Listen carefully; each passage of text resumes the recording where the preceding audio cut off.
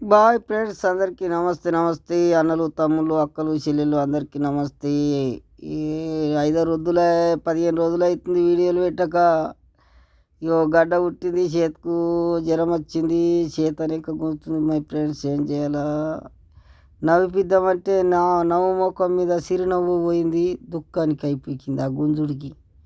ఈ మోచేతి కాడ గడ్డ పుట్టి సంకల గుంజుడు కంటే చిన్న జ్వరం రాలేదు.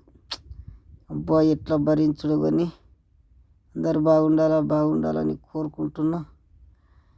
ఎంత బాధ వచ్చినా తమ్ముడ తట్టుకొని జీవించలిరా, కడదాకా పోరాడి కన్నిటిని కడదాకా